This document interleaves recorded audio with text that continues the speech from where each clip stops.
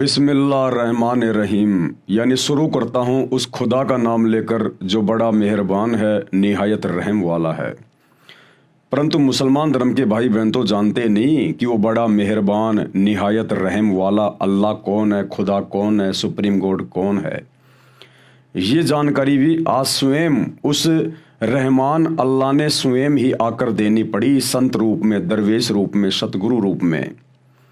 और ये पवित्र पुस्तक मुसलमान नहीं समझे ज्ञान कुरान, ये पवित्र आसमानी पुस्तक, इसको आसमानी पुस्तक इसलिए कहते हैं क्योंकि ये परमेश्वर के कर कमल से, अल्लाहु कबीर के कर कमल से लिखी गई है, जो वर्तमान में धरती पर सतगुरु रामपाल जी के रूप में स्वयं प्रकट हैं। तो ये ज्ञान यहाँ धरती का नहीं है, ये ज्ञान परमेश्वर के लोक का है, सतलोक का है। जिस खुदा ने, जिस कबीर परमेश्वर ने सृष्टि को रचा, कायनात को रचा, ये उसका ज्ञान है। इसलिए ये पवित्र आसमानी पुस्तक है, ओरिजिनल आसमानी पुस्तक। और ये बात 2028 के बाद पूरी दुनिया का मुसलमान समाज जो युग परिवर्तन 2028 के बाद जिंदा बचेगा वो अवश्य स्वीकार करेगा। इसलिए मुसलमान भाई बहनों को ये जानकारी भी वो अल्लाहु कबीर इबादत कबीरा खुद ही आकर देता है कि मैं तुम्हारा अल्लाह हूँ, परमात्मा हूँ, भगवान हूँ।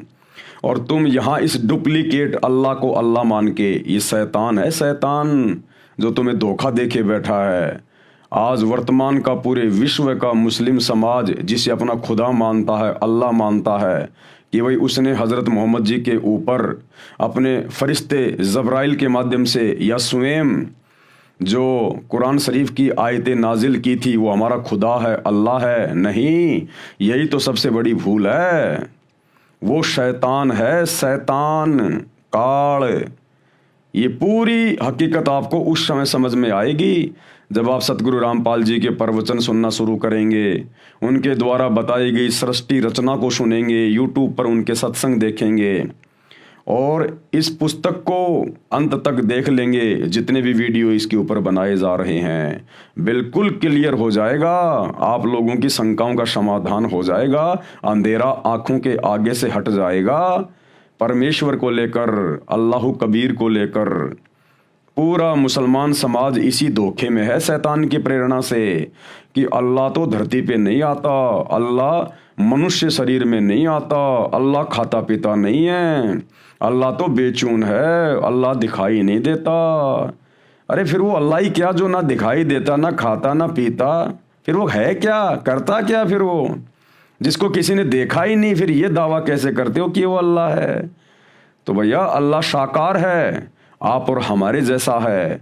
अल्लाह ने हमें अपने रूप में बनाया है, बाइबल से आप जी प्रमाण देख चुके हैं। और सबसे बड़ी बात, वो अल्लाह जिसने पूरी कायनात को रचा, वो आज धरती पर सतगुरु रामपाल जी के रूप में स्वयं ही प्रकट है। देर सवेर ये बात पूरे विश्व को स्वीकार करनी पड़ेगी, या तो प्यार प्रेम से युग परिवर्तन से पहले सतगुरु के सत्संग सुनकर, या फिर युग परिवर्तन के बाद शैतान की चोट खाकर। तो शुरू करते हैं उसी अल्लाह इबादत कबीरा सुप्रीम गॉड के नाम से उनका जयकारा लगाते हुए। बिस्मिल्लाहिर्रहमानिर्रहीम। परमपिता परमात्मा, सारी सृष्टि के रचनहार, कुल मालिक, असंख्य ब्रह्मांडों के स्वामी, जगत गुरु, तीनों लोकों में प्रवेश करके सबका भरण पोषण करने वाले, राजाधिराज, आत्माधार, नाथों के नाथ, देवों के देव महादेव, सर्वेश्वर, महेश्वर, मृत्युंजय, अजरो अमर, आदि अनादि, सनातनी प्रभु, जगत पिता जगदीश्वर, श्री श्री 1008 की उपाधि के वास्तविक अधिकारी, अकाल मूरत शब्द स्वरूपी राम वासुदेव, सर्वगतम ब्रह्म, परम पूज्य, प्रथम पूज्य, परम संत, परम पुरुष, परम धनी, परम दयालु, सत्य कबीर, हक्का कबीर, अल्लाहु कबीर, अल्लाहु अकबर, बाखबर, अल्लाह ताला, जगत के तारणहार, जगत के मुक्तिदाता, जगत के जगन्नाथ, हारे के सहारे, हिंदुओं के राम, मुसलमानों के अल्लाह, सिखों के वाहिगुरु, ईसाइयों के मसीह, दया के सागर दयानिधि, करुणा के सागर करुणानिधि, स्वयंभू परिभू, संकट मोचन, कष्ट हरण, मंगल करण, दुख भंजन, अविगत कबीर, निर्विकार निर्विषम परमात्मा, अलय अलेख सतगुरु, आदि अनादि सतगुरु,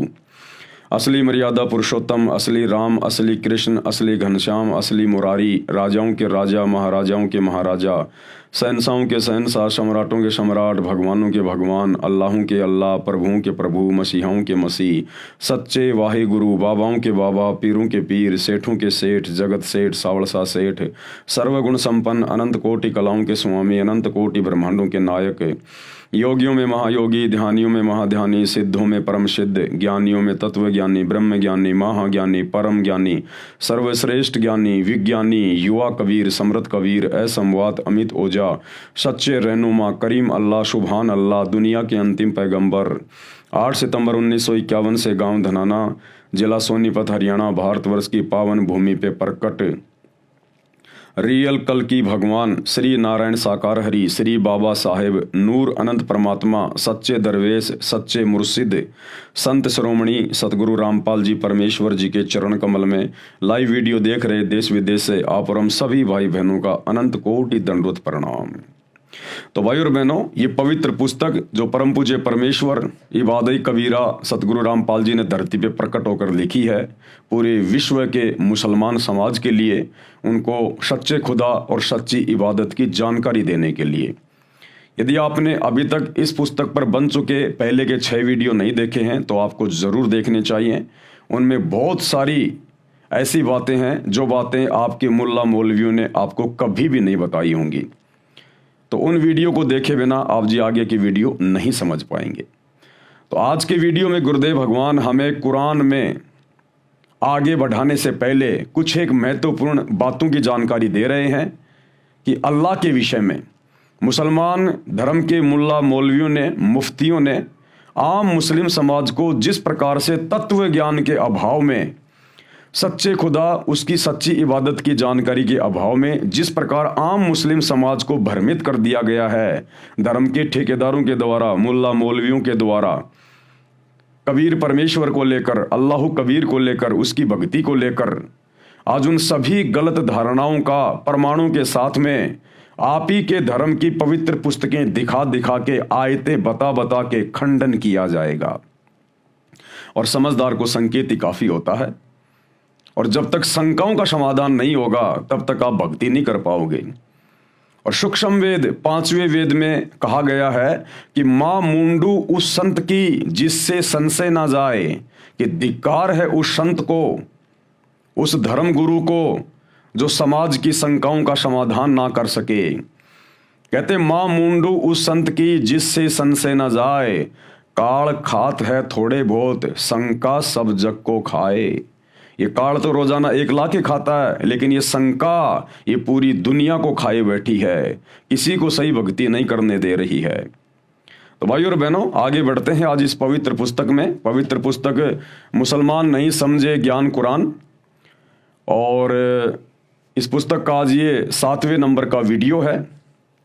परमेश्वर हमें क्या कुछ समझा रहे हैं।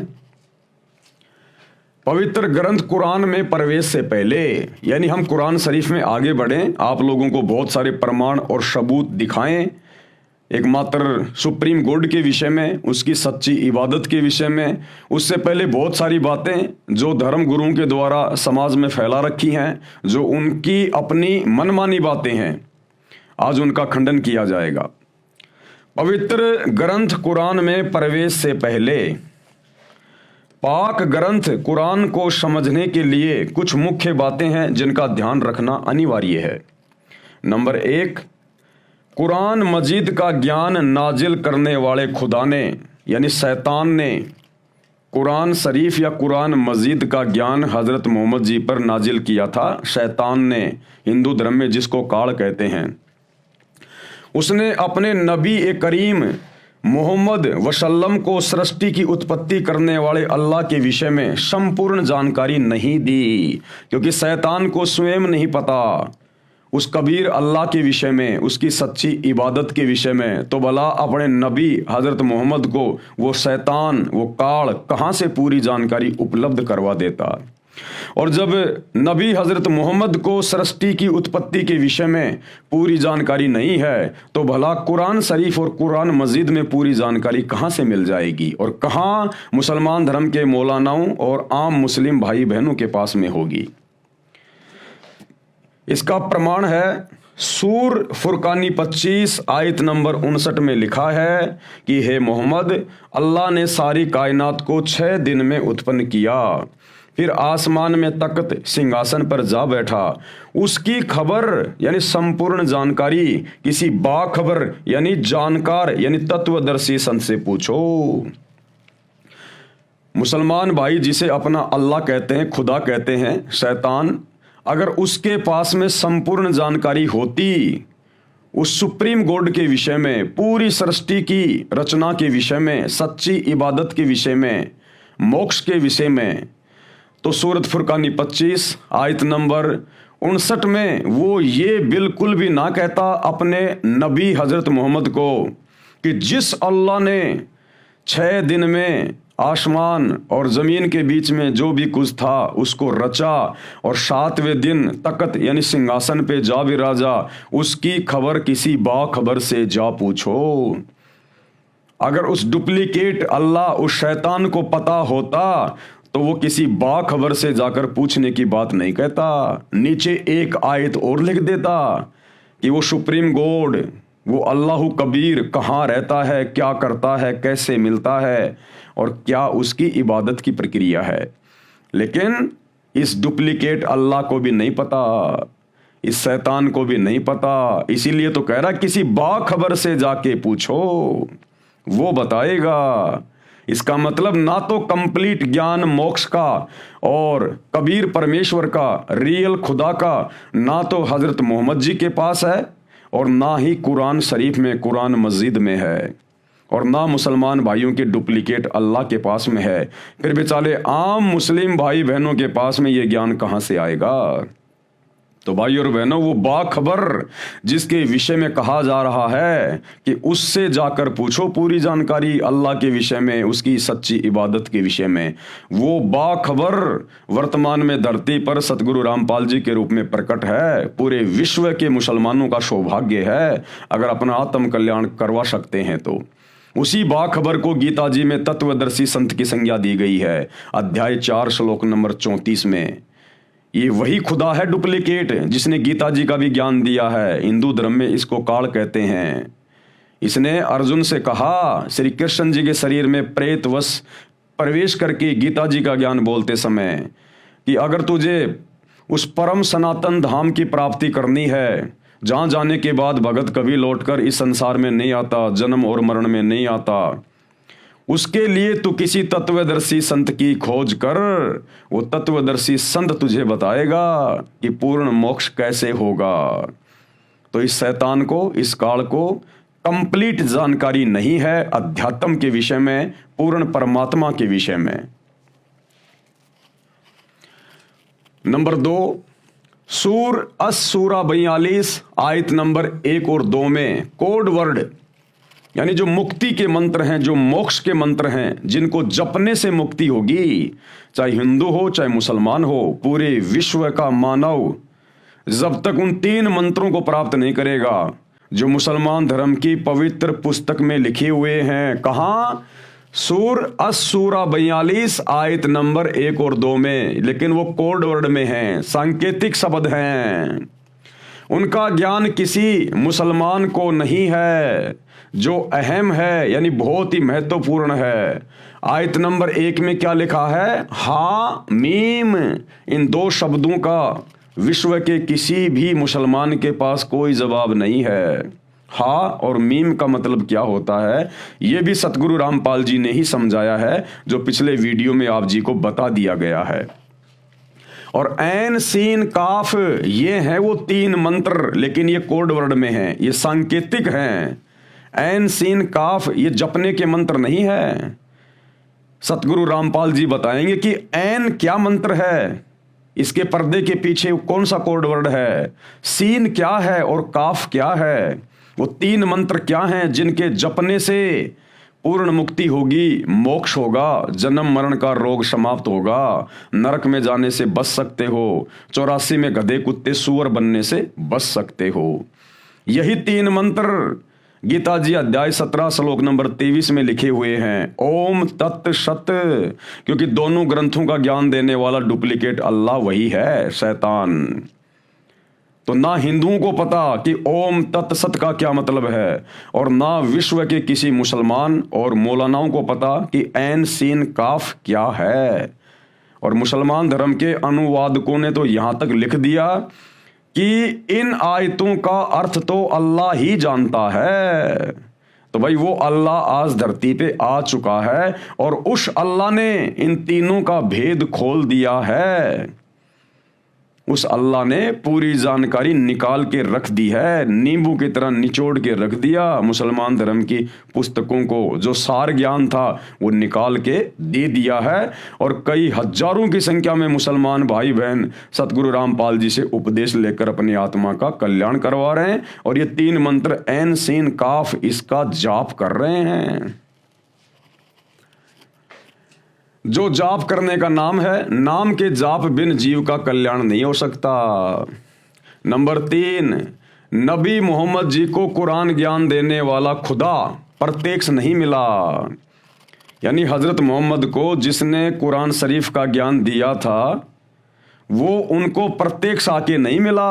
वो किसी के सामने प्रकट नहीं होता। वो शैतान, वो काल, उसने सौगंध खा रखी है, उसने कसम खा रखी है अपनी पत्नी दुर्गा के माध्यम से और अपने तीनों पुत्रों ब्रह्मा विष्णु महेश के माध्यम से सबको धोखे में रख के यहाँ पर भ्रमित किए बैठा है। वो किसी के सामने नहीं आता।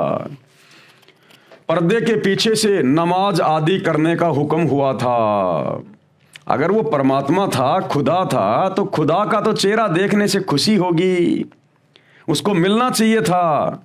हजरत मोहम्मद जी के सामने प्रत्यक्ष प्रकट होना चाहिए था कि हजरत मैं हूं तेरा अल्लाह, मैं हूं तेरा खुदा। अरे वो भगवान काहे का जो अपने भक्तों से छुपता हुआ फिरे? वो अल्लाह कोई चोर है, कोई डकैत है, कोई कुकर्म कर रखा है क्या जो अपने भक्तों के सामने नहीं आता? अरे जो बाप अपने बच्चों के सामने नहीं आ रहा, इसका मतलब उसका मुंह काला है, यानी उसने कोई कुकर्म कर रखा है, उसको शर्म लग रही है, अपनी बेइज्जती का डर है, इसलिए वो अपने बच्चों के सामने नहीं आता। अन्यथा खुदा, हम सबका पिता, हम सबका बाप, जिसने हमको पैदा किया, और वो हमारे सामने आने से डर रहा है, क्यों डरेगा वो? लेकिन मुसलमान भाई जिसे अपना अल्लाह मानते हैं, खुदा मानते हैं, वो शैतान है। जब आप सतगुरु रामपाल जी के द्वारा बताई गई सृष्टि रचना को पढ़ेंगे, यूट्यूब पर जाकर वीडियो देखेंगे, सृष्टि रचना संत रामपाल जी, तो ये शैतान, ये काल कौन है जिसे मुसलमान भाई अपना खुदा मानते हैं, अल्लाह मानते हैं, ये क्यों किसी के सामने नहीं आता? इसने क्या गलती कर रखी है उस परमेश्वर के दरबार में, जिस कारण से उस अल्लाह कबीर ने, ओरिजिनल गॉड ने इसको श्राप दे रखा है, जिस कारण से ये किसी के सामने नहीं आता। नबी मोहम्मद जी को कुरान ज्ञान देने वाला खुदा प्रत्यक्ष नहीं मिला, पर्दे के पीछे से नमाज आदि करने का हुक्म हुआ। नंबर 4, नबी मोहम्मद जी को डरा धमकाकर कुरान मजीद वाला ज्ञान नाजिल किया, यानी उतारा। नबी मोहम्मद वसल्लम ने बताया था कि मेरा गला घोंट घोंट कर जिब्राइल फरिश्ते ने कुरान ज्ञान पढ़ने के लिए विवश किया, क्योंकि हजरत मोहम्मद जी अशिक्षित थे, वो पढ़े लिखे नहीं थे, उनको अक्षर ज्ञान नहीं था, अनपढ़ थे, और वो कह रहे हैं कि मेरे ऊपर जिब्राइल नाम के फरिश्ते ने मुझे डरा धमका के, मेरा गला घोट घोट के, दबा दबा के, और ज़बरदस्ती मेरे आत्मा में मेरा सीना चाक करके वो कुरान शरीफ की आयतें नाजिल की। अरे अल्लाह ऐसा करेगा क्या? अल्लाह अपने बच्चों को कभी दुख देगा, तकलीफ देगा क्या? अल्लाह इस प्रकार से मार मार के कुरान शरीफ पढ़ाएगा क्या अल्लाह? ये तो शैतान के काम है, काल के काम है। पिता कभी अपने बच्चों को दुख नहीं देता, दर्द नहीं देता।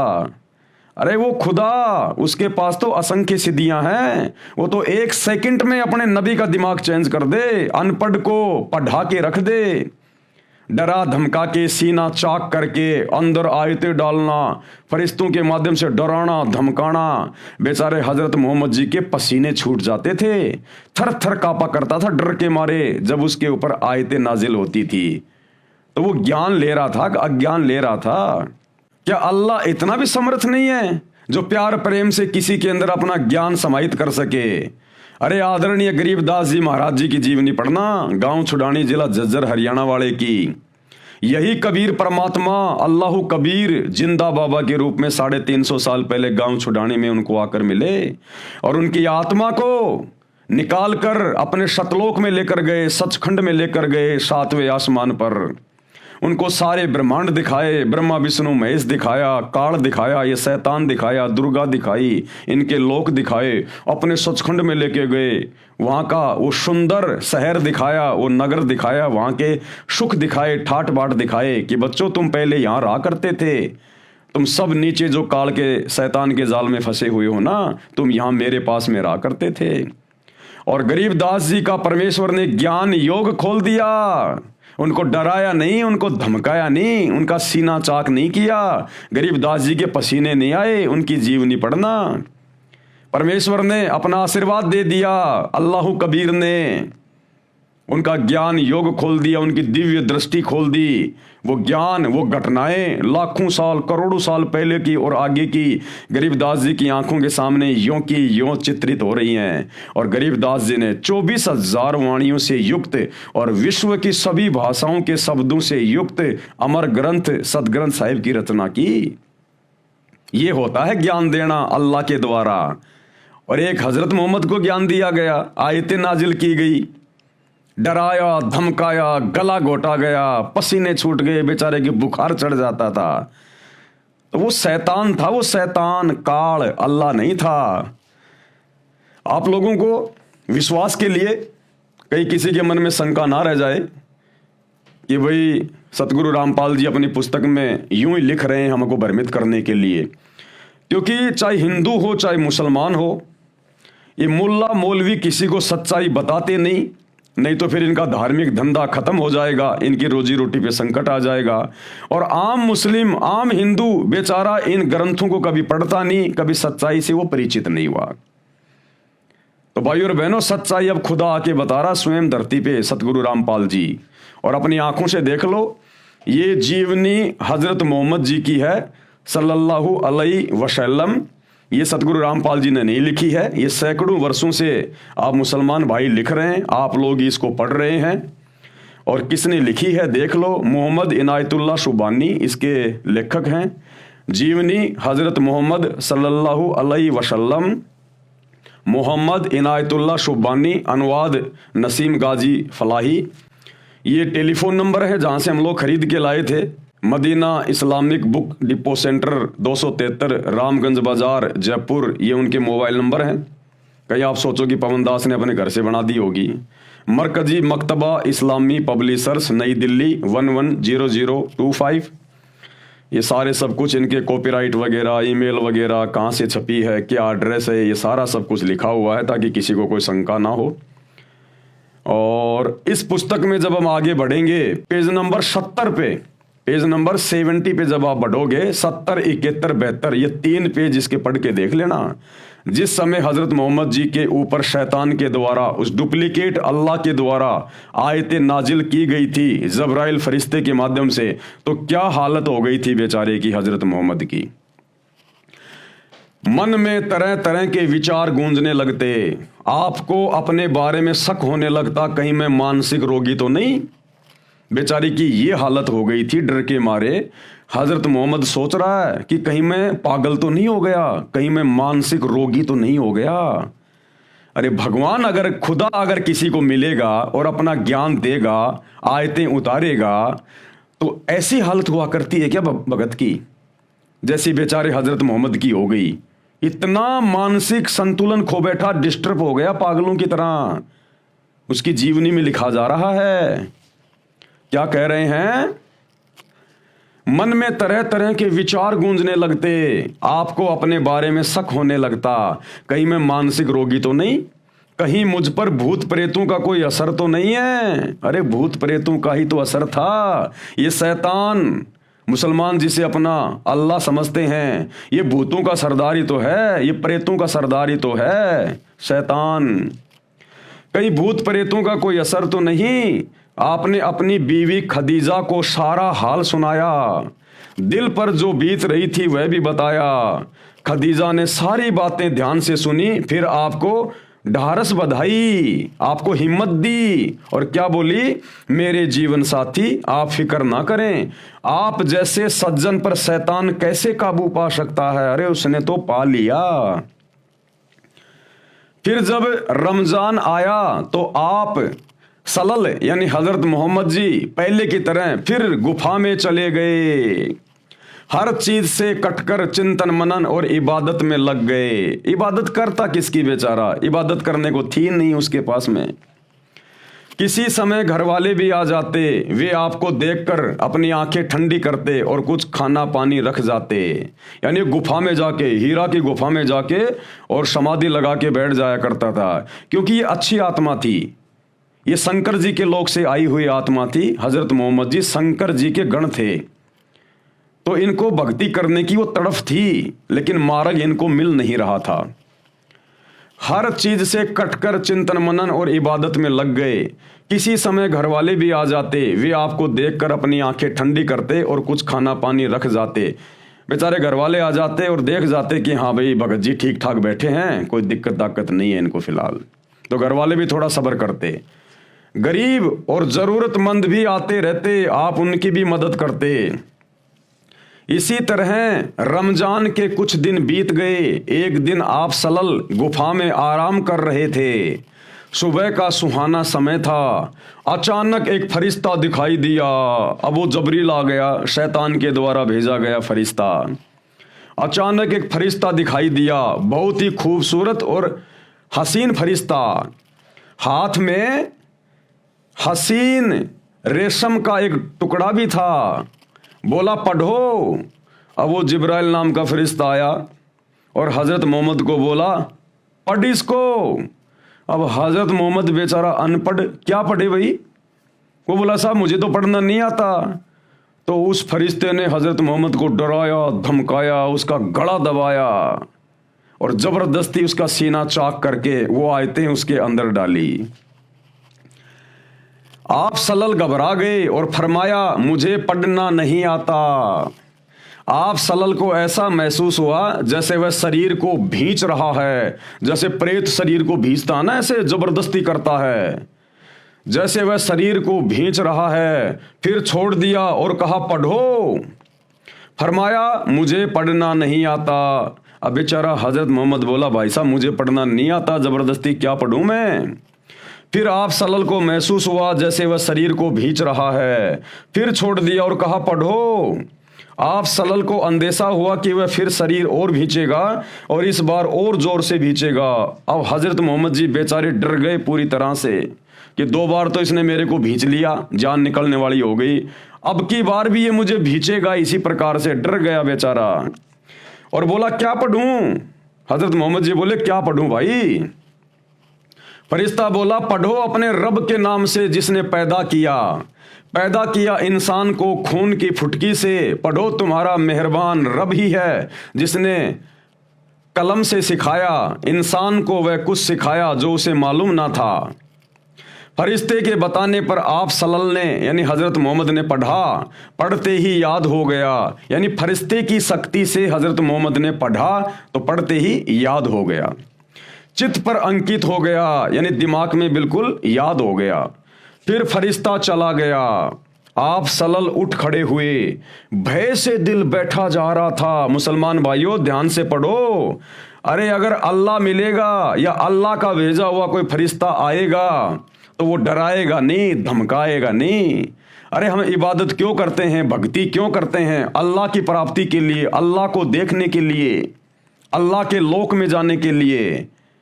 और यहां तो भैया फरिश्ते से इतना डर बैठ रहा है और अपने उस डुप्लीकेट अल्लाह को देख लोगे तो कलेजा बाहर आ जाएगा। उस शैतान का चेहरा अगर देख लोगे तो, जो सतगुरु रामपाल जी ने बताया, विकराल चेहरा, लंबे लंबे दांत, ओछा माथा, भयंकर। जब फरिश्ते से इतना डर गया हजरत मोहम्मद, तुम्हारा नबी डर गया, तो सोचो जब तुम लोग आम मुसलमान, आम व्यक्ति अगर कभी आमना सामना हो गए तो क्या हाल होगा?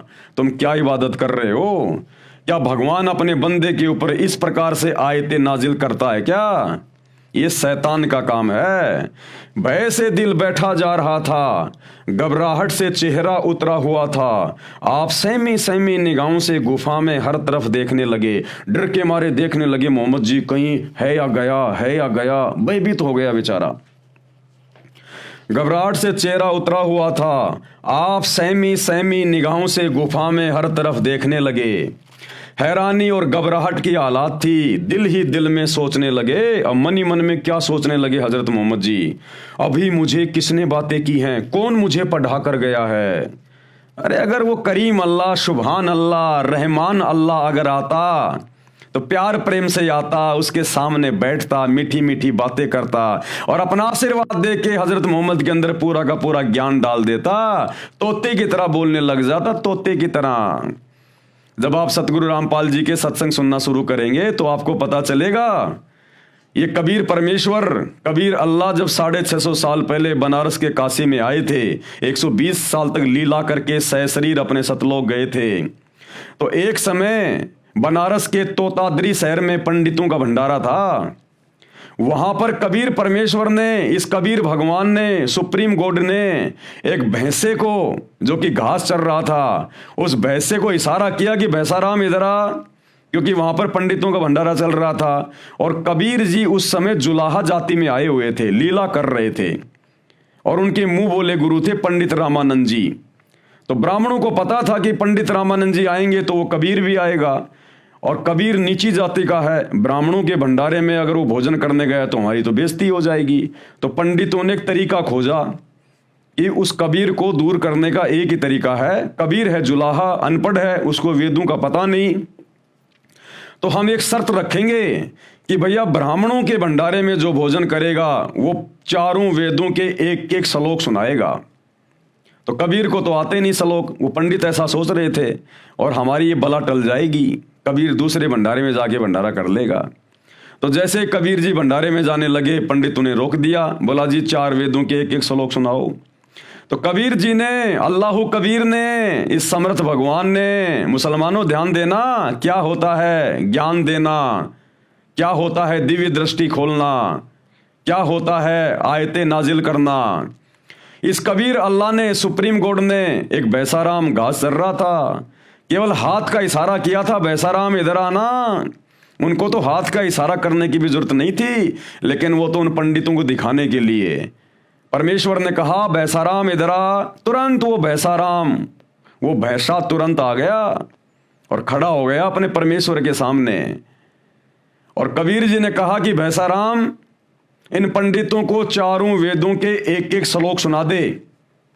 तो भैंसाराम ने तुरंत इंसानी भाषा में बोलना शुरू कर दिया। उस जानवर ने आशीर्वाद दिया था, कबीर जी ने थपकी मारी थी पीठ पे, उसने इंसानी भाषा में बोलना शुरू कर दिया, संस्कृत में। और वो श्लोक सुनाए जो वेदों में लिखे थे कि तुम्हारे सामने खड़ा है ये कबीर अल्लाह, ये कबीर देव, यही है सारी सृष्टि का मालिक। फिर कबीर परमेश्वर ने कहा कि भाई भैंसाराम, ये 4 वेदों के 4 मंत्र जो तूने पंडितों को संस्कृत में सुनाए ना, बेटा इनका हिंदी में भी अनुवाद करके बता दे इन पंडितों को, कहीं इनको शंका ना रह जाए कि भैंसाराम को हिंदी में अनुवाद करना नहीं आता। तो भैंसाराम ने हिंदी में अनुवाद किया कि ये तुम्हारे सामने जो खड़ा है ना, ये सारी सृष्टि का रचयिता है, पूरी कायनात का, ये कबीर देव, ये कबीर अल्लाह है ये। उसके बाद वो पंडित बिल्कुल शर्मिंदे हो गए और कबीर जी से उपदेश लिया, अपनी भक्ति शुरू कर दी।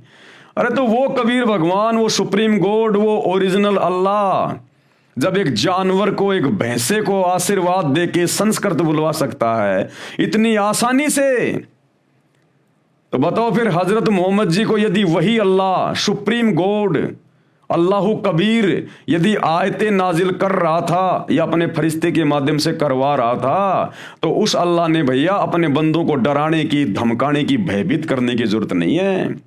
ये शैतान था जो हजरत मोहम्मद जी को आयतें नाजिल करवा रहा था, और इसका यही तरीका होता है। भय से दिल बैठा जा रहा था, घबराहट से चेहरा उतरा हुआ था। आप सहमी सहमी निगाहों से गुफा में हर तरफ देखने लगे। हैरानी और घबराहट की हालत थी। दिल ही दिल में सोचने लगे, अभी मुझे किसने बातें की हैं, कौन मुझे पढ़ा कर गया है। फिर तेजी से गुफा से बाहर आए। अब आप सल्लल्लाहु यानी हजरत मोहम्मद पहाड़ की घाटियों से गुजरने लगे और देखो क्या हालत हो गई बेचारे की, पूरा शरीर थर थर कांप रहा था। अरे अल्लाह अगर मिलेगा तो ये हाल होगा क्या? अल्लाह मिलेगा तो खुशी होगी, खुशी, प्रसन्नता होनी चाहिए, दिल गद गद हो जाना चाहिए कि ये मनुष्य जन्म मुझे अल्लाह की इबादत के लिए तो मिला है, और अल्लाह मिल जाए उससे बड़ी खुशी की और बात क्या। और हजरत मोहम्मद जी तुम्हारे नबी थर थर कांप रहे थे, थर थर, पूरा शरीर थर थर कांप रहा था। दिल में बार बार ख्याल आता कि शुरू में जो शोपन दिखाई दिए वे तो बिल्कुल सच्चे निकले, उनसे बहुत सी नई बातें मालूम हो गई, जिस चीज की तलाश थी वह खुलकर सामने आ गई। लेकिन वह कौन था जो अभी यहां खड़ा था? वह कौन था जो पढ़ने के लिए कह रहा था? अचानक एक आवाज आई, मोहम्मद। वो फरिश्ता फिर से बोला, शैतान फिर से बोला, मोहम्मद।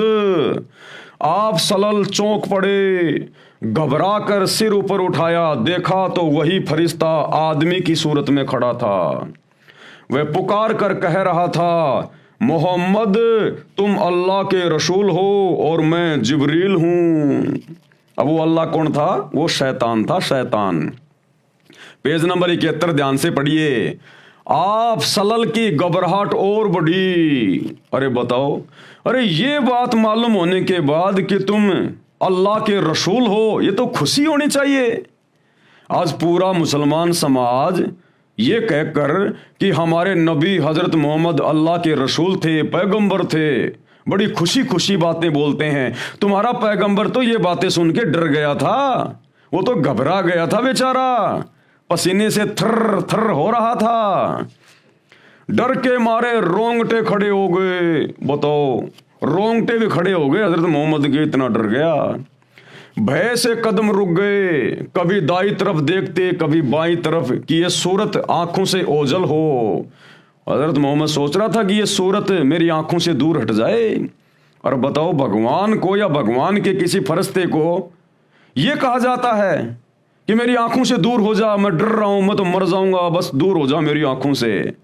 तो कौन हो सकता हो? विचार करो मुसलमान भाइयों। ये मुल्ला मौलवी तुम्हारे को हकीकत नहीं बताएंगे, सच्चाई नहीं बताएंगे जो तुम्हारे धर्म की पुस्तकों में हजरत मोहम्मद जी की जीवनी में लिखी हुई है। लेकिन जिधर देखते वही दिखाई देता, जिधर मुंह करते वही मौजूद होता। आगे बढ़े या पीछे हटें, नजरें नीची करें या ऊपर उठाएं, हर तरफ और हर जगह वही फरिश्ता दिखाई देता। देर, बहुत देर हो गई। आप सल्लल्लाहु इसी प्रकार थर थर कांपते रहे और ना जाने क्या क्या सोचते रहे, यानी मन में भय, डर। उधर बीवी खजीदा ने गुफा में आप सल्लल्लाहु के पास आदमी भेजा। आप सल्लल्लाहु वहां ना मिले, रिश्तेदारों के यहाँ दिखवाया, वहां भी ना थे, यहाँ वहां आदमी दौड़ाया, लेकिन न मिलना था और ना मिले। फरिश्ता चला गया। आप सल्लल्लाहु यानी हजरत मोहम्मद खजीदा के पास आए और देखो क्या हाल हो गया बेचारे का। भय से कांपते हुए और पसीने में नहाते हुए आते ही फरमाया, मुझे कुछ उड़ा दो, कुछ उड़ा दो। वो कहते ना कि बेचारे के जाडा चढ़ गया, जाडा, सर्दी चढ़ गई हजरत मोहम्मद के। इतना भयभीत हो गया तुम्हारे अल्लाह को देख के, शैतान को देख के, शैतान के फरिश्ते को देख के। वो शैतान तो किसी के सामने आता ही नहीं है, उसके द्वारा भेजे गए उस फरिश्ते को देख कर भी इतना भयभीत हो गया। तो सोचो, जिस दिन मुसलमानों तुम अपने उस डुप्लीकेट अल्लाह के दर्शन कर लोगे, शैतान के काल के, तुम्हारा कलेजा निकल के आ जाएगा बाहर। गीता जी का ज्ञान श्री कृष्ण में प्रवेश करके इसी ने दिया था। और बाद में जब इसने श्री कृष्ण जी के शरीर से बाहर निकलकर अपना ओरिजिनल रूप दिखाया गीता जी में, विराट रूप, तो अर्जुन जैसे योद्धा की भी पिंडियां कांपने लग गई, जैसे हजरत मोहम्मद की कांप रही थी। और अर्जुन ने कहा कि भगवान अपनी लीला को समेट लो, हे हजार हाथों वाले, हे सहस्त्राबाहु, अपनी लीला को समेटो और अपने उसी चतुर्भुज रूप में दर्शन दो, मेरा कलेजा फटा जा रहा है। वो वही शैतान था, वही खाड़ था जिसने अपना फरिश्ता हजरत मोहम्मद के पास में भेजा था। अरे अल्लाह, भगवान, परमात्मा, जिसका नाम सुनते ही आत्मा को ठंडक होती है, हम तो तरसते हैं उसके दर्शन के लिए। और भगवान अगर किसी को मिल जाए तो ये हालत हुआ करती है क्या? ये तो जैसे कोई भूत प्रेत मिल जाए, कोई जंगली जानवर मिल जाए, कोई शेर भेड़िया सामने आ जाए, तब आदमी की हालत हुआ करती है ऐसी, जैसे हजरत मोहम्मद जी की हो गई थी। तो वो अल्लाह नहीं था मुसलमान भाइयों, शैतान था, शैतान। फिर क्यों इबादत कर रहे हो तुम? अरे उसी अल्लाह के पास जाने के लिए तो इबादत कर रहे हो। अरे उसी जन्नत में जाने के लिए तो तुम इबादत कर रहे हो जहां हमारा अल्लाह मिलेगा। क्या करोगे उस अल्लाह को देख के? तुम्हारा कलेजा फट जाएगा जब तुम्हारे नबी की हालत हो गई। तुरंत बीवी खदीजा ने चादर उड़ा दी। आप सल्लल्लाहु की ये हालत देखकर वे बहुत घबरा गई। अब सोचो, जिसकी पत्नी भी अपने पति की हालत देख के इतनी घबरा गई हो, तो सोचो उस समय तुम्हारी नबी की क्या हालत हो गई होगी उस शैतान को देख के, जिब्राइल को देख के। दिल में तरह तरह के अंदेशे उमड़ने लगे। क्या आपकी तबीयत खराब हो गई? क्या आपको जाड़ा बुखार आ गया है? क्या कोई मुसीबत आ पड़ी? वो बीवी खदीजा पूछ रही है। जब मन कुछ शांत हुआ, भय कुछ दूर हुआ, शरीर की कपकपी में कमी हुई, तो बीवी खदीजा ने पूछा, आप थे कहाँ और आपको हुआ क्या? आप सल्लल्लाहु ने उनकी तरफ देखा। ऐसा महसूस हो रहा था जैसे आप बेबस होकर रह गए, मानो मुसीबतों का पहाड़ टूट पड़ा हो। बताओ, मुसीबतों का पहाड़। अरे अगर अल्लाह किसी को मिलेगा तो मुसीबतों का पहाड़ टूटेगा या फिर खुशी की कोई सीमा नहीं रहेगी। अरे अल्लाह, भगवान तो अपने भगत के ऊपर आने वाले मुसीबतों के पहाड़ को टालता है, और यहां तुम्हारे हजरत मोहम्मद के ऊपर तुम्हारे अल्लाह ने मुसीबतों का पहाड़ तोड़ दिया। ये तो उल्टा हो गया, बिल्कुल उल्टा काम शैतान करता है। मानो मुसीबतों का पहाड़ टूट पड़ा हो। बताओ फिर क्या करोगे भक्ति करके? क्या करोगे इबादत करके उस अल्लाह की? क्यों मस्जिदों में धक्के खा रहे हो, मज़ारों पे धक्के खा रहे हो? जब उसकी भक्ति करने से, आमना सामना होने से मुसीबतों का पहाड़ टूटता है, तो क्यों ऐसी बेवकूफ़ी कर रहे हो फिर तुम भक्ति करके? जब तुम्हारे नबी के ऊपर मुसीबतों का पहाड़ टूट गया तो तुम्हारा क्या हाल होगा? खदीजा, मैं तुम्हें क्या बताऊं कि मुझे क्या हुआ? फिर जो कुछ देखा था वह बयान किया। बीबी खदीजा थी बहुत समझदार। ये बातें सुनकर जरा भी न घबराई। उन्होंने आप सल्लल्लाहु को बहुत ही इज्जत की नज़र से देखा। उनके चेहरे पर यकीन और इत्मीनान की मुस्कुराहट थी। फिर आप सल्लल्लाहु को इत्मीनान दिलाया। बोली, चचा के लाडले, खुश हो जाइए और जो कह रहे हैं करते रहिए। यानी वो शैतान जो तुझे कह रहा है ना, वैसा ही करता रहे। तो भाइयों और बहनों, ये पूरी राम कहानी आप लोगों की आंखों के सामने है कि किस प्रकार से डरा धमका के उस अल्लाह के आदेश से, डुप्लीकेट अल्लाह के आदेश से, शैतान के आदेश से, और जिब्राइल नाम के फरिश्ते ने उस अनपढ़ हजरत मोहम्मद को डरा धमका के, भींच भींच के और ज़बरदस्ती ये कुरान का ज्ञान उनके दिमाग में डाला। तो ये अल्लाह के कर्म नहीं होते। अगर अल्लाह के कर्म देखने हैं, अल्लाह की शक्ति, उसकी रहमत देखनी है, आदरणीय गरीबदास जी की जीवनी पढ़ लेना, आदरणीय दादू जी की जीवनी पढ़ लेना। दादू जी को भी वही कबीर अल्लाह जब वे 7 साल की उम्र में थे उनको मिले थे आकर, और ऐसे उनकी आत्मा को अपने लोक में ले गए, सब कुछ दिखाया और उनको दिव्य दृष्टि दे दी, पूरा का पूरा ज्ञान उनके अंतःकरण में डाल दिया। जैसे दादू जी वापस अपने शरीर में आए 3 दिन बाद, पूरा का पूरा ज्ञान ऐसे वाणियों में, दोहों में बोलने लग गए। दादू नाम कबीर की, जय कोई ले वह ओट हैं, और उसको कबूल आगे नहीं काल बजर की चोट। जो कबीर जी का नाम ले लेगा, उसकी भक्ति करेगा, उसको इस काल की, शैतान की कभी चोट नहीं पड़ेगी। और हजरत मोहम्मद को शैतान अपने फरिश्ते के माध्यम से भींच भींच के, डरा डरा के और जबरदस्ती ज्ञान दे रहा है। तो ये शैतान के कर्म हैं, शैतान के कर्म। ये पेज नंबर 72 है भाइयों और बहनों। ये थोड़ी देर बाद आपको दिखाएंगे, ये दूसरे मैटर से संबंधित है। अब हम वापस चलते हैं वहीं पर। मुसलमान नहीं समझे ज्ञान कुरान, गुरुदेव भगवान क्या बता रहे हैं। नबी मोहम्मद जी को डरा धमकाकर कुरान मजीद वाला ज्ञान नाजिल किया, यानी उतारा गया। नबी मोहम्मद वसल्लम ने बताया कि मेरा गला घोंट घोंट कर जिब्राइल फरिश्ते ने कुरान का ज्ञान पढ़ने के लिए विवश किया। अभी आपने जीवनी हजरत मोहम्मद से अपनी आंखों से देख लिया। तीसरी बार जब गला भींचा तो लगा कि मेरी जान निकल जाएगी। एक प्रकार की वह यानी संदेश जब आती थी तो उसमें नबी जी को बहुत कष्ट होता था। जब एक आयत आती थी, एक संदेशा आता था, तो कहते हैं हजरत मोहम्मद को बड़ा कष्ट होता था, जबरदस्ती उसके अंदर डाला जाता था। यह शैतान के कर्म है। यह वह जब आती थी, वह यानी संदेशा, तो घंटियां बजती सुनाई देती थी। नबी जी ने बताया कि मुझे बहुत कष्ट होता था। नंबर 6, नबी मोहम्मद जी की शेष मेराज सत्य है जो इस प्रकार है। पवित्र कुरान मजीद का अमृत ज्ञान पाक आत्मा हजरत मोहम्मद जी को मिला। हजरत मोहम्मद जी थे तो कुरान का ज्ञान हमारे बीच में है, इसलिए नबी मोहम्मद जी का अनुभव कुरान मजीद से कम महत्व नहीं रखता। अल्लाह के रसूल मोहम्मद जी की जीवनी में एक अनमोल प्रसंग है जो इस प्रकार है। जीवनी हजरत मोहम्मद में एक और प्रसंग बता रहे हैं गुरुदेव भगवान। एक सुबह नबी मोहम्मद जी ने अपने साथियों को आप बीती बताई और कहा कि आज रात्रि में जिब्राइल फरिश्ता आया, मेरे सीना चाक करके खोल करके पवित्र वस्तु डाली और फिर वैसा ही कर दिया। फिर मुझे एक बुराक नामक खच्चर जैसे जानवर पर बैठाकर आकाश में उड़ा ले गया। प्रथम आसमान पर जन्नत यानी स्वर्ग में ले गया।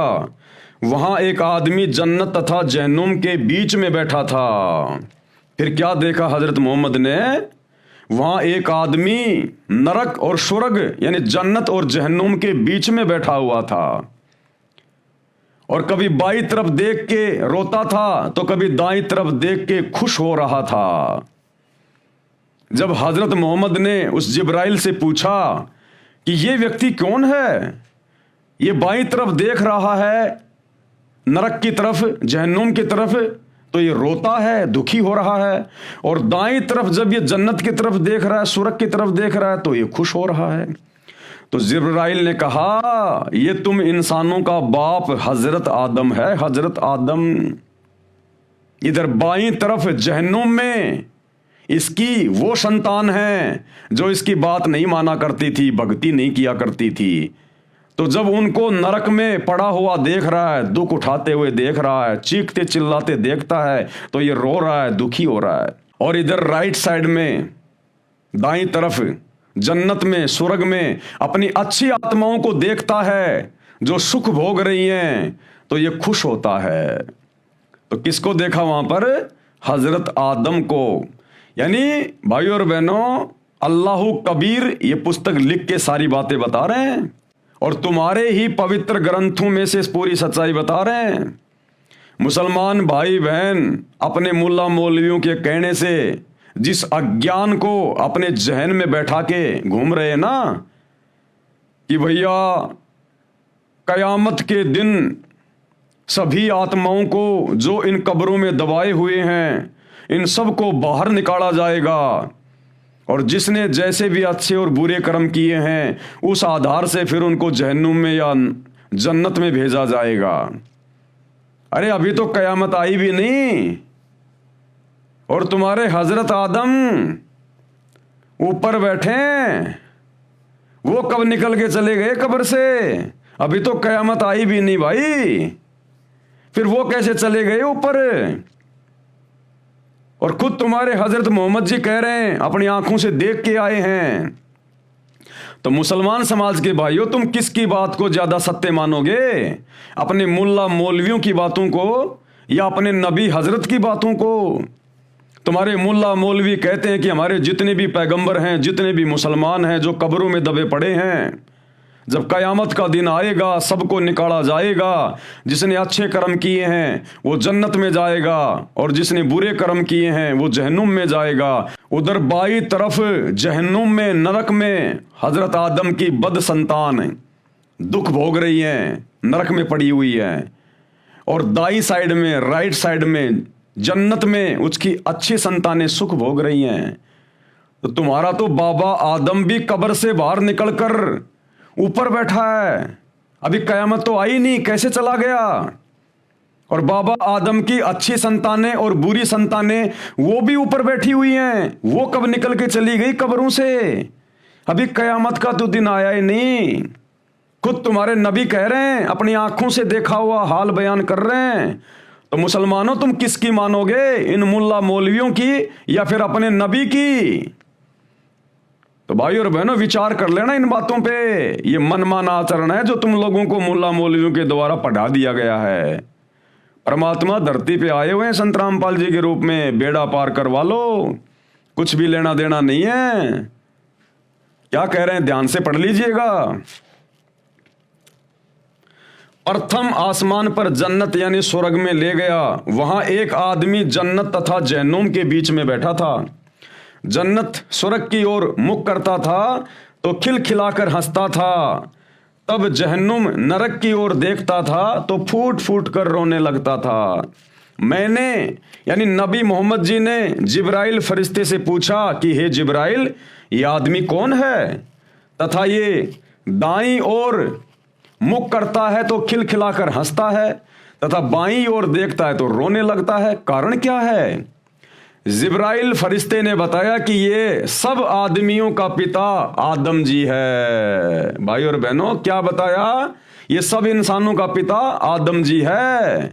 बाईं ओर दोजख यानी नरक है, नरक में इसके बुरे कर्म करने वाली संतान है, वह नरक में कष्ट भोग रही है। अरे हजरत जी की बुरी संतानें कब पहुंच गई? वो तो कयामत के दिन जानी थी ना, वो कब्रों से निकल के कब उड़ के चले गए। जो अल्लाह के बताए भक्ति मार्ग पर नहीं चली उसे दुखी देखकर रोता है, तथा दाईं ओर जन्नत है, उसमें इनकी वह संतान है जिसने अल्लाह के आदेश अनुसार इबादत की, जो महासुखी है, उसे देखकर खुशी से हंसता है।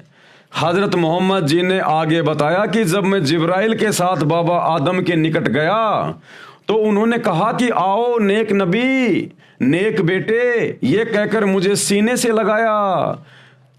हजरत आदम जी ने हजरत मोहम्मद जी को अपने सीने से भी लगाया। अभी आपको जीवनी हजरत मोहम्मद से दिखाएंगे, जीवनी हजरत मोहम्मद से। अरे फिर तो यकीन करोगे, क्या अपने नबी की आंखों देखी बात भी नहीं मानोगे मुसलमानों?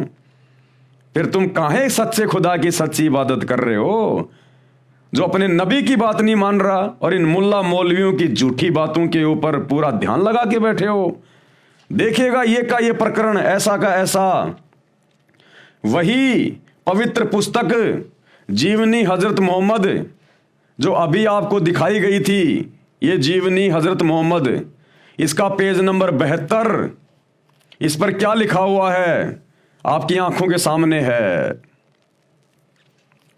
वहां कुदरत के जो जलवे देखे थे उनको भी बयान किया। आप सल्लल्लाहु ने फरमाया कि इस तरह हजरत जिब्रील अलैहि मुझे पहले आकाश पर ले गए। कौन कह रहा है? हजरत मोहम्मद, कि वो जो जिब्रील नाम का फरिश्ता था मुझे पहले आकाश पर ले गया, यानी जन्नत में ले गया, स्वर्ग में। वहां इंसानों के बाप हजरत आदम अलैहि मिले। देखो भाई, अपने नबी की तो बात मान लो कम से कम। आपके नबी हजरत मोहम्मद कह रहे हैं कि मुझे वहां कौन मिले? वहां इंसानों के बाप हजरत आदम अलैहि मिले। उनका हाल ये था कि जब दाईं ओर देखते थे तो खिल उठते और हंसने लगते, और बाईं ओर देखते तो मारे गम के आंसू भर लाते। यानी तुम्हारा हजरत आदम भी सुखी नहीं है। जिस जन्नत में जाने की तुम भक्ति कर रहे हो ना, अरे उस जन्नत में तुम्हारा हजरत आदम भी सुखी नहीं है। अरे तुम कहां से सुखी हो जाओगे? वो भी कभी रो रहा है, कभी दुखी हो रहा है, कभी हंस रहा है। तो जिस जन्नत में तुम्हारा जिसे तुम अपना प्रथम नबी मानते हो हजरत आदम, वो भी सुखी नहीं है। सुख का स्थान एक ही है, सतलोक सचखंड। मन तू चल रहे सुख के सागर, जहां शब्द सिंधु रत्नागर। चार मुक्ति जहां चंपी करती माया हो रही दासी, और दास गरीब अभय पद पर से वो मिले राम अविनाशी। वो सच्चा खुदा इबादई कबीरा, सुप्रीम गॉड अल्लाह कबीर। कहते हैं उसके सतलोक में, उसके सचखंड में वो परम सुख है। इस शैतान के लोक में चाहे जन्नत में जाओ चाहे कहीं भी जाओ, सुख नाम की चीज नहीं है। तो हजरत आदम खुद बेचारा दुखी, महादुखी, जन्नत में बैठ के भी रो रहा है, दुखी हो रहा है। तो बताओ तुम क्या करोगे उस जन्नत में जाके? तो क्या देखा उन्होंने? उनका ये हाल था कि जब दाईं ओर देखते तो खिल उठते और हंसने लगते, और बाईं ओर देखते तो मारे गम के यानी दुख के आंसू भर लाते। क्योंकि दाईं ओर उनकी नेक संतान औलाद के कर्म थे, और बाईं ओर बुरी औलाद के कर्म थे। हजरत आदम अलैहि ने आप सलल को देखा तो बोले, तुम्हारा आना मुबारक ए नेक नबी, ए नेक बेटे। आप सलल ने पूछा, अब हजरत मोहम्मद जी ने पूछा, क्योंकि हजरत मोहम्मद जी को क्या पता कि ये कौन इंसान है, उन्होंने कभी उनकी शक्ल तो देखी नहीं थी। तो जिब्राइल नाम के फरिश्ते ने उस आदमी को रोते हुए कभी हंसते हुए, और जब उसने हजरत मोहम्मद को कहा कि ए नेक नबी, ए नेक बेटे, तेरा आना मुबारक हो, तो हजरत मोहम्मद ने देखा ये मेरा कौन रिश्तेदार है भाई, मैं इसको जानता ना पहचानता। तो जिब्राइल से पूछा, जो नबी को नीचे से ऊपर लेकर गया था। क्या पूछा हजरत मोहम्मद ने? आप सल्लल्लाहु ने पूछा, जिब्रील ये कौन है? उन्होंने जवाब दिया, ये आदम अलैहि है, सारे इंसानों के बाप। ये भैया तुम्हारा बाबा आदम है। फिर जिब्रील अलैहि आप सलल को दूसरे आकाश पर ले गए, फिर तीसरे पर इस तरह आगे बढ़ते गए। आप सलल जिस नबी के पास से गुजरते, ये मनमोहक शब्द कानों में गूंजते। आगे और बहुत सारी जानकारी है, आपको मैटर के अनुसार समझाएंगे। अभी केवल आपको इतना ही समझाना था कि हजरत आदम जिनको जन्नत में बैठा हुआ खुद आपके नबी हजरत मोहम्मद ने देखा, तो बताओ भैया कौन से दिन चुपके से निकल के चला गया? अरे वो तो कयामत के बाद में जाना था ना। तुम्हारा नियम बता रहे हो तुम मुसलमान भाई कि जब कयामत हो जाएगी उसके बाद इन कब्रों में जितने भी मुसलमान लोग सो रहे हैं, गड़े हुए हैं, इन सबको बाहर निकाला जाएगा, और जिसने अच्छे कर्म किए हैं वो जन्नत में ले जाया जाएगा, जिसने बुरे कर्म किए हैं वो जहन्नुम में ठोका जाएगा। ठीक है भैया, जिसने अच्छे कर्म किए वो तो चला गया जन्नत में तुम्हारे अनुसार, जिस मुसलमान ने बुरे कर्म किए वो चला गया नरक में, जहन्नुम में। अब मुझे ये बताओ, जो मुसलमान पागल है, मेंटली डिस्टर्ब है, ना उसको अच्छे कर्मों का पता ना उसको बुरे कर्मों का पता, अरे वो कहाँ जाएगा? अरे वो मुसलमान कहाँ जाएगा जिसको ना अच्छे कर्मों का पता ना जिसको बुरे कर्मों का पता? तो कोई मुल्ला मौलवी इन बातों का जवाब नहीं दे पाता। और वो मुसलमान कहाँ जाएंगे भाई जो मां के पेट में ही मर गए, गर्भ में। अरे औरतों के बच्चे पेट में खराब हो जाते हैं ना, तो वो मुसलमान कहां जाएंगे जो मां के गर्भ में मर गए? बताओ वो जन्नत में जाएंगे या जहन्नुम में जाएंगे? वो छोटे छोटे बच्चे जो कोई 4 साल का होके मरा है, कोई 10 साल का होके मरा है, जिसको ना अच्छे कर्मों का पता था ना जिसको बुरे कर्मों का पता था, वो बच्चे कहां जाएंगे फिर, जहन्नुम में या जन्नत में? तो इन बातों का किसी मुसलमान मुल्ला मौलवी के पास में कोई जवाब नहीं होता। तो भाई और बहनों, ये तुम्हारे ऊपर आशीर्वाद बरस रहा है अल्लाह कबीर का, सतगुरु रामपाल जी भगवान का। अगर इस शैतान के षड्यंत्र से बाहर निकल सकते हो तो मुसलमान भाइयों निकल जाना, एक गोल्डन चांस है।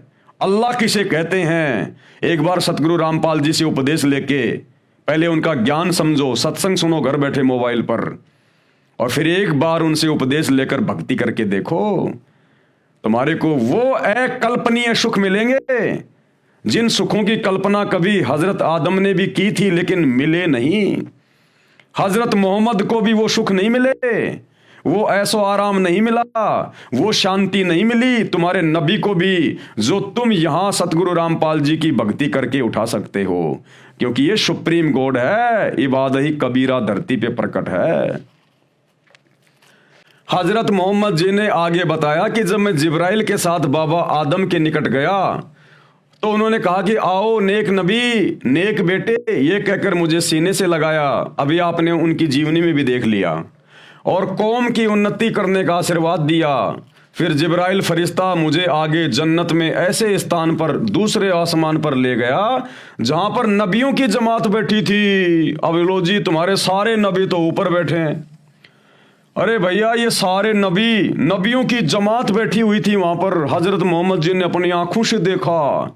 अरे भाई, अभी कयामत तो आई नहीं, वो दिन तो आया नहीं, फिर ये नबियों की जमात यानी ये नबियों की भीड़, नबियों की मंडली जो हजरत मोहम्मद जी ने वहां पर अपनी आंखों से देखी, अरे वो कब कब्रों से निकल के चली गई। मुसलमान भाइयों, आप लोगों को मूर्ख बनाया जा रहा है शैतान के द्वारा। ये मुल्ला मौलवी सब शैतान के प्रभाव में है। सच्चे खुदा की सच्ची इबादत कर लो, सतगुरु रामपाल जी की, नहीं तो बहुत बुरी बनेगी आने वाले समय में। जहां पर नबियों की जमात बैठी थी, हजरत दाऊद जी, अब कौन कौन से नबी बैठे थे वहां? हजरत दाऊद जी, हजरत मूसा जी, हजरत ईसा आदि 1,80,000 नबी वहां उपस्थित थे। उन्होंने मुझे विशेष सम्मान दिया, मैंने उन सबको नमाज अदा करवाई। इसके पश्चात जिब्राइल ने मुझे ऊपर जाने को कहा और जिब्राइल तथा बुराक दोनों वहीं रह गए। यानी उस शैतान की शक्ति से हजरत मोहम्मद अकेला ऊपर चला गया तथा वो जिब्राइल नाम का फरिश्ता और वो बुराक, वो खच्चर जैसा जानवर जिस पर बैठा कर हजरत मोहम्मद को ऊपर लेकर गया था, वो वहीं रह गए और शैतान ने केवल हजरत मोहम्मद को अपनी शक्ति से ऊपर बुला लिया। मैं अकेला, कौन? नबी मोहम्मद जी आगे गया, सीढ़ियां चढ़ी, तब पर्दे के पीछे से आवाज आई। अरे पर्दे के पीछे से आवाज देने की क्या जरूरत थी मेरा भाई? अगर तू अल्लाह था जहां हजरत मोहम्मद गया था और जिसने नमाज का आदेश दिया था, अगर वही सुप्रीम गॉड है, अल्लाहु अकबर अल्लाहु कबीर है, अरे तो पर्दे के पीछे से आवाज देने की क्या जरूरत थी?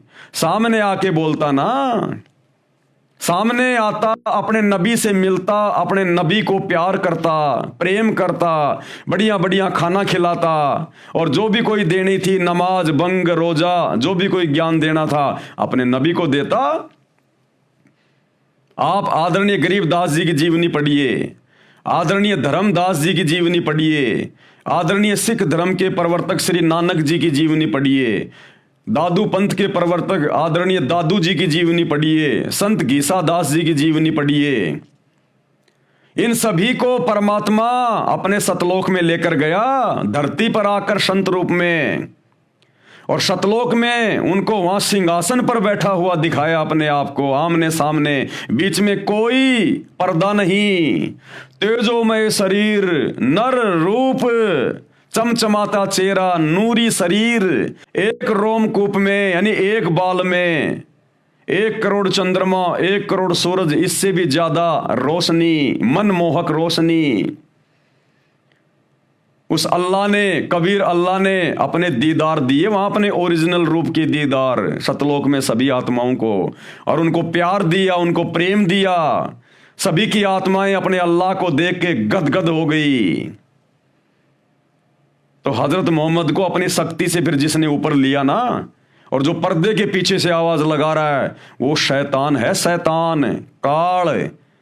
जब आप सृष्टि रचना पढ़ेंगे सतगुरु रामपाल जी के कर कमल से लिखी हुई या उनके मुख कमल से बोली हुई उनके सत्संगों में, तब आपकी आंखें खुलेंगी। ये शैतान क्यों किसी के सामने नहीं आता? इसने सौगंध खा रखी है कि ये मेरा घटिया अटल नियम है, मैं किसी को अपने ओरिजिनल रूप में दर्शन नहीं दूंगा। आदमी का कलेजा फट जाएगा अगर इसका चेहरा देख लेगा तो। इसलिए पर्दे के पीछे से आवाज लगाई। अरे आवाज लगाई तो कोई इंसान ही तो होगा, गधे की आवाज में थोड़ी बोला था, हाथी की आवाज में थोड़ी बोला था।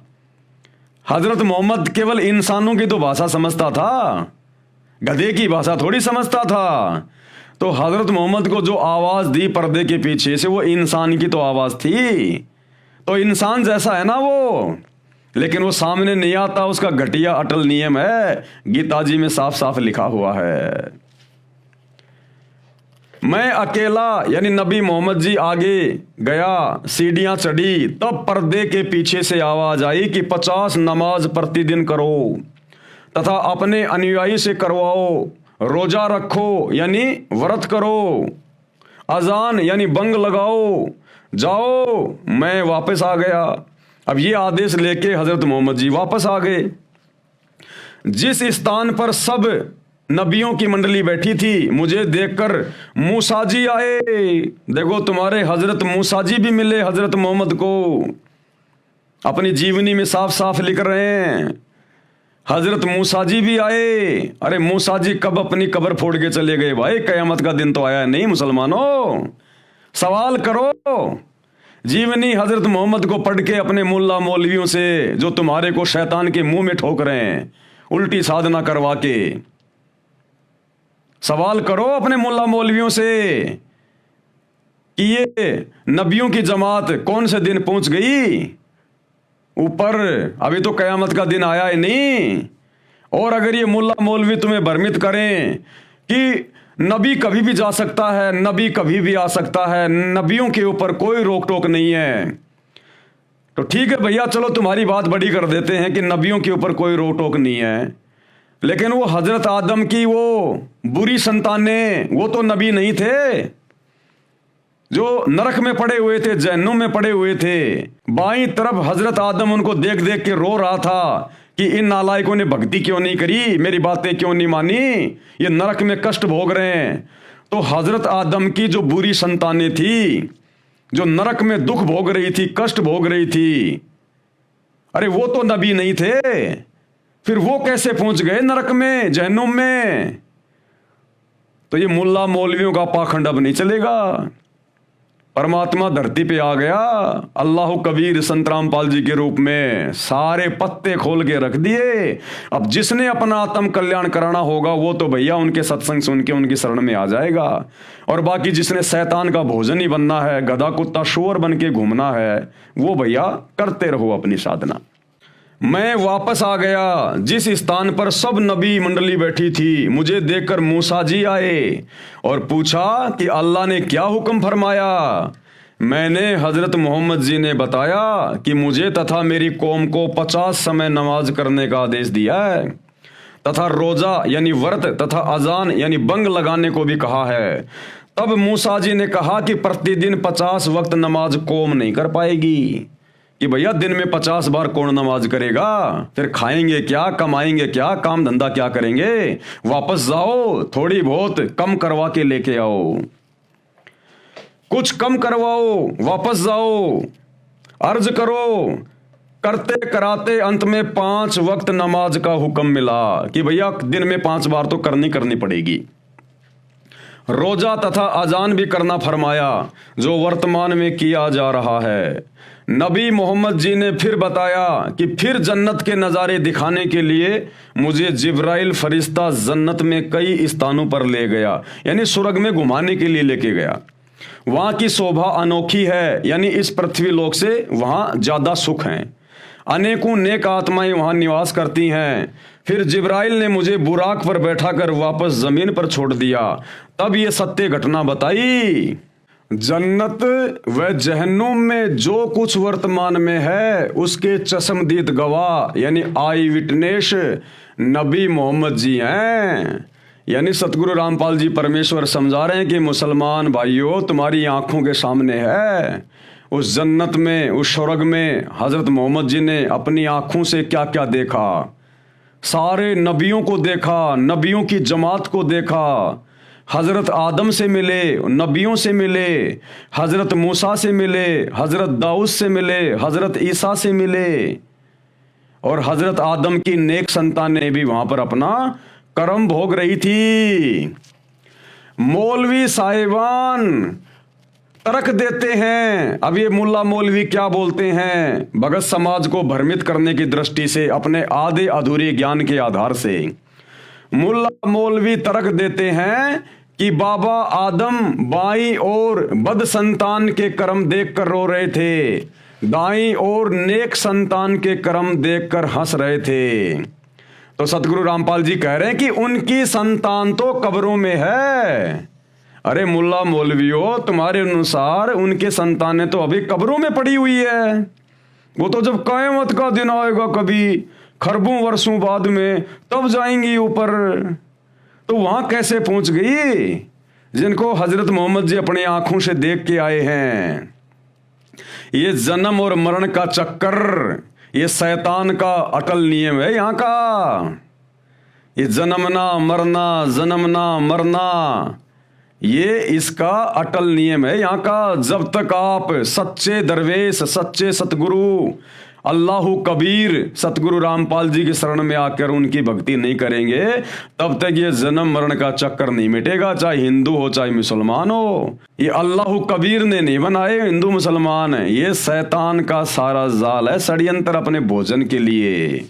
तो सतगुरु रामपाल जी समझा रहे हैं कि उनकी संतानें तो मुल्ला मौलवियों कब्रों में है। अरे ऊपर क्या देखा फिर?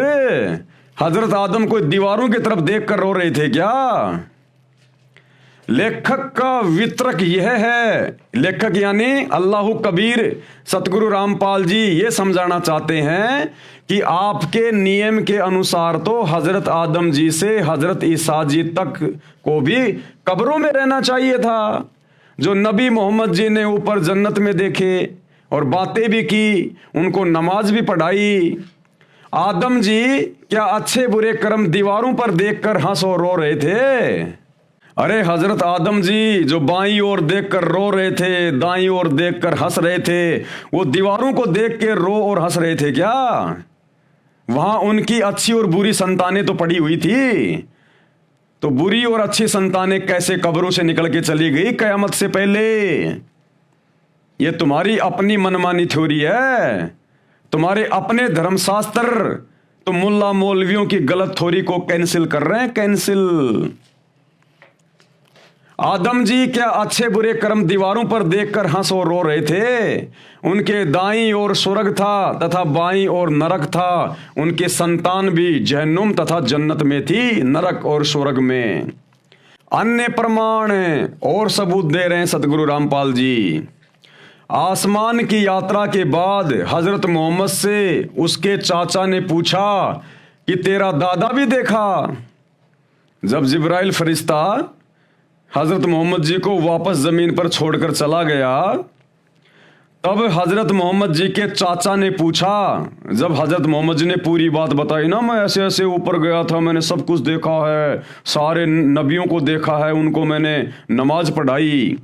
तो बाकी मुसलमान समाज तो उनका मजाक उड़ाया करता था, उस समय उनका विरोध किया करता था कि तू ही है एकमात्र जो तेरे को ऊपर लेके गए, तेरे को सब कुछ दिखाया, तू डींग मार रहा है, पाखंड कर रहा है, झूठ बोल रहा है। मोहम्मद जी का बहुत ज्यादा विरोध होता था उन्हीं के समाज के लोगों के द्वारा। तो जब ये सारी बातें नबी मोहम्मद ने अपने चाचा को बताई, तो उनके चाचा ने कहा कि आपने अपने दादा को भी देखा है क्या? ये नबी, आपने वहां अपने दादा को भी देखा क्या जन्नत में, स्वर्ग में? तो नबी हजरत ने कहा कि हाँ मैंने उनको देखा, लेकिन वो जन्नत में नहीं था, वो तो नरक में था, जहन्नुम में। अब ये सच्चाई सुनकर हजरत मोहम्मद का चाचा उनका विरोधी हो गया, उनका दुश्मन हो गया। आसमान की यात्रा के बाद हजरत मोहम्मद से उसके चाचा ने पूछा कि तेरा दादा भी देखा? वह जन्नत में है या जहन्नुम में? मोहम्मद जी ने कहा जहन्नुम यानी नरक में देखा। ये सुनकर उनका चाचा मोहम्मद जी से बहुत नाराज हो गया और बोला, तू मेरे पिताजी को जहन्नुम में बता रहा है, झूठा है। नबी जी ने कहा कि मैंने जो देखा वही बताया है। मोहम्मद का चाचा पूरा विरोधी बन गया था। सच्चाई वही है जो ऊपर बताई है कि बाबा आदम की अच्छी बुरी संतान नरक और स्वर्ग में देखी। मुसलमान भाइयों, मौका है, अल्लाह कबीर धरती पर सतगुरु रामपाल जी के रूप में है। तो मुसलमान धर्म के भाई बहनों को इन स्वार्थी मुल्ला मौलवियों ने अपने सवारत के लिए और अपने धर्म की इन पुस्तकों को अच्छे से ना समझ पाने के कारण तुम सब लोगों को अज्ञान में बैठा रखा है, अंधकार में। अपनी आत्मा का कल्याण करवा लो। कल को यदि ये शरीर छूट गए ना, जो परमात्मा ने केवल सच्ची इबादत के लिए दिया है, ये मुल्ला मौलवी तुम्हारे कोई काम नहीं आएंगे। ये शैतान भून भून के खाएगा तपतशिला पे और फिर ये नरक में ठोकेगा, जैसे हजरत मोहम्मद जी का दादा नरक में पड़ा हुआ था। बाबा आदम की बुरी संतानें नरक में पड़ी हुई थी। ये नरक में ठोकेगा और फिर 84 लाख योनियों में गधा, कुत्ता, सुअर, बकरा, मुर्गा बनाएगा। जो तुमने मांस मिट्टी खाई है उतने जानवर तुमको बनने पड़ेंगे, अपने गले कटवाने पड़ेंगे। जब तक सच्चे सतगुरु की शरण में आकर सत भक्ति नहीं करेंगे, कुरान शरीफ के वो 3 मंत्र ऐन सीन काफ जो सूर असूरा 42 आयत नंबर 1 और 2 में लिखे हुए हैं, जो वर्तमान में केवल सतगुरु रामपाल जी के पास हैं, यानी कोड वर्ड में उनके वास्तविक मंत्र क्या हैं, उन मंत्रों को जपने से मुक्ति होगी। अन्यथा जहन्नुम में जाओगे, जहन्नुम में कर्म भोगने पड़ेंगे सारे के सारे। ना तुम्हें खुदा का पता, ना तुम्हें खुदा की सच्ची इबादत का पता। पूरे विश्व का मुसलमान समाज भ्रमित है। और कल आप लोगों को दिखा दिया गया था जीवनी हजरत मोहम्मद से कि 63 साल की उम्र में तुम्हारे नबी ए हजरत की किस प्रकार दुर्गति से मौत हुई। अरे अगर तुम्हारा नबी सच्चे खुदा की इबादत कर रहा था तो 63 साल की उम्र में ऐसे दुर्गति से मौत नहीं होनी चाहिए थी। क्या भगवान की सच्ची इबादत करने वाले को अंत समय में इतनी भी रात नहीं मिलेगी? बेचारा हाय हाय करता हुआ मरा, हाय हाय करता हुआ। हजरत मोहम्मद जी के 3 बेटे उनकी आंखों के सामने मर गए। क्या सच्चे खुदा की सच्ची इबादत करने वाले के ऊपर ऐसे दुखों का पहाड़ टूट सकता है क्या? अरे सच्चे खुदा की सच्ची इबादत तो यदि आपके भाग्य में मौत है उसको भी टाल देगी। तो वो अल्लाह आज धरती पर सतगुरु रामपाल जी के रूप में प्रकट है, जो तुम्हारे भाग्य में लिखे हुए दुखों के पहाड़ों को बिल्कुल नष्ट कर देगा। सबकी जेब में मोबाइल है, उसी अल्लाह के रहमो करम से यूट्यूब पर सतगुरु रामपाल जी के सत्संग सुनना शुरू कर दीजिएगा और बात समझ में आ जाए तो भैया थोड़े बहुत दिनों की बात है। युग परिवर्तन का दौर चल रहा है, 2028 निर्धारित है और आप देख रहे होंगे वर्तमान में किस प्रकार से देश विदेश में प्राकृतिक आपदाओं का दौर शुरू हो चुका है, भूकंप वगैरह। और हमारे भारत देश में भी किस प्रकार से हिंदू मुस्लिम होने की पूरी तैयारी हो रही है। घर से बाहर निकलना मुश्किल हो जाएगा। ये तुम्हारे मुल्ला मौलवी, तुम्हारे पीर पैगंबर, देवी देवता कोई काम नहीं आएंगे। सच्चे खुदा की सच्ची इबादत काम आएगी। और सच्चे खुदा से पूरा मुसलमान समाज मुंह मोड़ के बैठा हुआ है। तो भाई इस पाखंड से बाहर निकलो, मुल्ला मौलवियों के अज्ञान से बाहर निकलो। परमात्मा धरती पे आया हुआ है, पहचान करो, सत्संग सुनो, तभी पहचान हो पाएगी। बिना किसी के सत्संग सुने, उनके विचार सुने आप क्या निर्णय करोगे क्या सही है और क्या गलत है? तो भाई और बहनों, हमारी प्रार्थना है, केवल आपको जगा सकते हैं, संदेशा दे रहे हैं, मानना न मानना आपके अपने बुद्धि विवेक के ऊपर है। तो आज की वीडियो में हम केवल इतना ही लेंगे। कल हम इस पॉइंट पर चलेंगे, जन्म तथा मृत्यु पर विवेचन। यानी मुसलमान धर्म के मुल्ला मौलवी जो अपने धर्म ग्रंथों को ना समझ पाने के कारण पूरे समाज को भ्रमित करके बैठे हैं कि बारंबार जन्म और मृत्यु नहीं होती, बस एक बार ही जन्म मिलता है और मरने के बाद हम तो उनको कब्रों में दफना देते हैं। जब कयामत का दिन आएगा तब उनको कब्रों से अल्लाह के द्वारा बाहर निकाला जाएगा। जिनके अच्छे कर्म होंगे वो स्वर्ग में जाएंगे, जन्नत में जाएंगे। जिनके बुरे कर्म होंगे वो जहन्नुम में, नरक में जाएंगे। तो भैया मांस खाने वाले, मांस काटने वाले, ये अच्छे कर्म है क्या? अरे मांस काटना, मांस खाना ये अच्छा कर्म है क्या? तो इस आधार से तो भाई 99% मुसलमान भाई बहन जहन्नुम में जाएंगे। और जो मुल्ला मौलवियों ने अपनी थ्योरी बिल्कुल फाइनल कर दी है कि बार बार जन्म नहीं लेना पड़ता। भैया जब तक सतगुरु रामपाल जी की शरण में आकर सत भक्ति करके अपना मोक्ष नहीं करवा लोगे, तब तक भैया यहां तो अनिश्चित काल समय के लिए युगों युगों तक आपको इसी प्रकार से जन्म लेने पड़ेंगे। कभी इंसान के तो कभी गधे कुत्ते सूअर के, फिर नरक भोगना। ये प्रोसीजर काल की शैतान की इसी प्रकार से चलती रहेगी। एकमात्र तरीका इस जन्म और मृत्यु के प्रोसीजर से बाहर निकलने का सतगुरु रामपाल जी के पास है। पूरे विश्व में, पूरी सृष्टि में किसी के पास नहीं है। और तो समझा ही सकते हैं, संदेशा ही दे सकते हैं। मानना न मानना आपके अपने संस्कार और बुद्धि विवेक पे निर्भर करता है। तो कल हम इस पॉइंट पे आगे बढ़ेंगे कि मुसलमान धर्म के मुल्ला मौलवियों की ये थ्योरी कि बारंबार जन्म और मृत्यु नहीं होती है, ये कितनी सही है और कितनी गलत है। आप ही के धर्म की पुस्तकों से आयतें दिखा दिखा के, नाम बता बता के आप जियों को प्रमाण दिए जाएंगे। तो आज के वीडियो में केवल इतना ही। कल रात्रि 8 बजे सभी भाई बहन फिर से लाइव जुड़िए। तब तक गुरुदेव भगवान हम सबको आज्ञा दें, इजाजत दें, सद्बुद्धि दें, आशीर्वाद दें। बंदी छोड़ अल्लाह कबीर सतगुरु रामपाल जी भगवान की जय हो।